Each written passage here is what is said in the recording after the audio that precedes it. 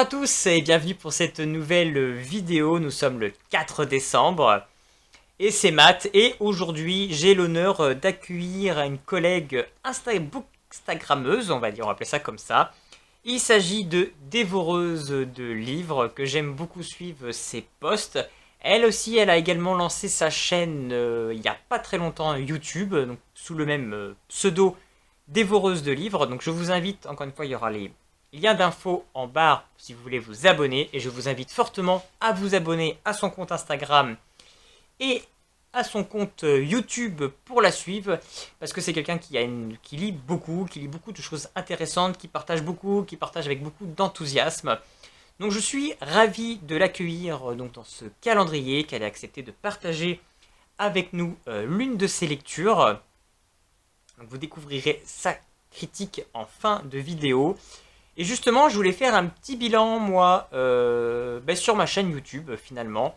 Cette année a été marquée quand même par un changement sur ma chaîne. Ça faisait peut-être bien, je sais pas, un peu plus de 2 ans que j'avais lancé la chaîne, mais c'est vrai que je vivotais, ma qualité n'était pas terrible. Et c'est vrai que ce début de l'année a été marqué par le fait que j'ai changé le nom de la chaîne, parce que je relançais un nouveau concept.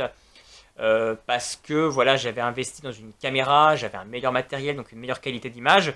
Je pense que ça s'est vu et ça a été mieux perçu et mieux... ça m'a apporté en tout cas du plus. Tant pour moi, dans ma manière de m'exprimer, de présenter les choses, je pense qu'il y a eu du mieux aussi par rapport à ça.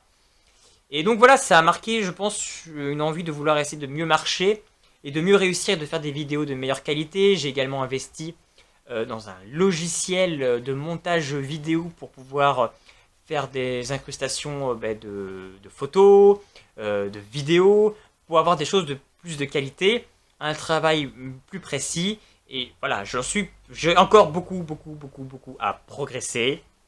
Ça, c'est clair et net. Mais je suis quand même plutôt content de la dynamique qu'il y a eu. J'ai quand même passé du coup cette année le cap des 100 abonnés. Je suis actuellement à 140 abonnés. Voilà, j'ai dû commencer l'année, il me semble que j'étais dans les 50. Donc voilà, j'ai gagné plus de 100 abonnés sur cette année, donc je pense que ça montre l'évolution et ça montre qu'au fait, l'investissement caméra, logiciel, etc., le travail a porté ses fruits. Donc là-dessus, je suis extrêmement content. Je suis content de la tournure que ça prend. On va commencer une nouvelle année, je vais peut-être encore changer des choses.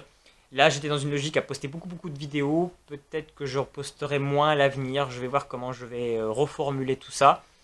Mais voilà, je suis content de la tournure que ça prend. Il commence à y avoir un petit peu de partage dans tous les sens. Une connexion avec les autres, où on peut créer des lives aussi. Je trouve que ça a été intéressant. C'est aussi ce concept que j'ai voulu lancer cette année. Parce que je trouvais que c'est bien joli de partager, mais moi ce que j'aime c'est partager avec les autres. Donc j'ai mis en place ces lives. Des lives avec d'autres collègues bookstagrammeurs. Et également des lives avec ceux qui regardent des films. Et également des auteurs. Donc tous ces petits mondes qui a accepté de participer à mes lives, ça a été toujours des soirées magiques, extraordinaires, très enrichissantes. Je tiens vraiment à les remercier. Je tiens évidemment à remercier les auteurs qui ont accepté d'avoir des lives sur eux. Je veux bien sûr parler de Jean-Luc Marcastel, Flore Vesco, Tess Corsac, Sergueï Bonal. Voilà tous ces auteurs qui sont passés sur ma chaîne et qui ont accepté de jouer le jeu. Bien sûr, je veux également remercier ici, bien sûr, Maxime Herbeau, l'auteur d'Agravel, qui pour moi a été sûrement l'une des meilleures rencontres de cette année. Voilà, on a créé vraiment quelque chose d'intéressant. Voilà, je l'ai invité à plusieurs lives. Il est limite devenu, entre guillemets, ce qu'on peut appeler mon chroniqueur. Il a toujours joué le jeu, il a toujours posé des bonnes questions aux auteurs vraiment constructives et intéressantes, pertinentes. Il a joué le jeu, j'avais beau le prévenir à la dernière minute, il était toujours disponible. Donc je veux vraiment le remercier. C'est des gens comme ça, quand ils te soutiennent, qui t'encouragent, qui montrent que ce que tu fais est quand même intéressant.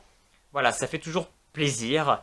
Donc c'est vraiment tous ces gens que je tiens à remercier parce que c'est des gens comme ça qui ont apporté beaucoup aussi à la chaîne.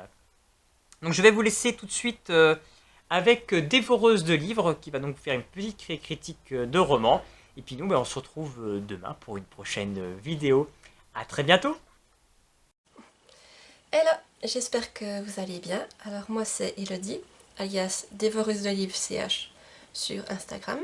Je remercie Matt de mon grenier à histoire pour l'invitation et de me permettre de participer à son calendrier de l'Avent. Et j'avais envie de vous présenter aujourd'hui mon dernier coup de cœur. Il s'agit de The Scare de Letty Kane. Alors ici, c'est l'histoire de Jérémia qui, quand il était enfant, a assisté à l'enlèvement de sa sœur. Voilà, il n'a rien pu faire, le kidnappeur l'a assommé, il a assisté à cela, mais il n'a pas pu intervenir et 20 ans plus tard, on le retrouve. Cet enlèvement le hante toujours, il est devenu détective privé. Et à ce moment-là, justement, des petites filles aux yeux verrons, comme sa sœur, vont commencer à disparaître et on va les retrouver momifiées et habillées comme des poupées. Donc pour Jérémia, il n'y a pas de doute, c'est le même kidnappeur qui est derrière tout ça et il va mener son enquête pour le retrouver et pour venger sa sœur. Voilà. Alors pour moi, ça a été un gros coup de cœur. Déjà, c'est un thriller, je l'ai adoré. L'histoire, elle est prenante, addictive. L'écriture de l'autrice, c'est juste phénoménal. Je l'ai dévoré, je ne pouvais plus m'arrêter. Et pour le personnage principal, Jérémia, c'est quelqu'un qui a été marqué par la vie, on s'en doute. Il s'en veut. Et c'est bien entendu un personnage qui est très touchant malgré son air un peu bougon, voire un peu sa tête de mule. Et moi, personnellement, je l'ai beaucoup aimé. Après, bien entendu, le dénouement final, je ne l'ai pas vu venir. Je me le suis repris en pleine face, comme on peut dire. Et j'ai adoré. Personnellement, dès qu'on a eu un coupable, que ça s'est enchaîné très vite. Et moi, je n'ai plus pu lâcher ce livre, c'était addictif. Voilà, je l'ai dévoré, voilà, je ne peux pas dire ça autrement. Après, bien entendu, je n'avais pas trouvé le bon coupable, je ne m'attendais pas du tout à ça. Et moi, ça a été le gros coup de cœur personnellement. Après, je vous dis que c'est un thriller, mais il y a aussi un peu de romance dedans. Parce que j'ai bien aimé ce mélange.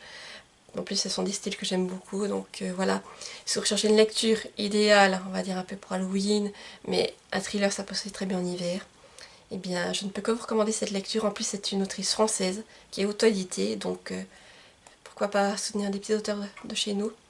Voilà. Donc encore merci à Matt pour cette invitation. Et j'espère vous retrouver tout bientôt, peut-être sur mon Instagram. Alors, bye bye!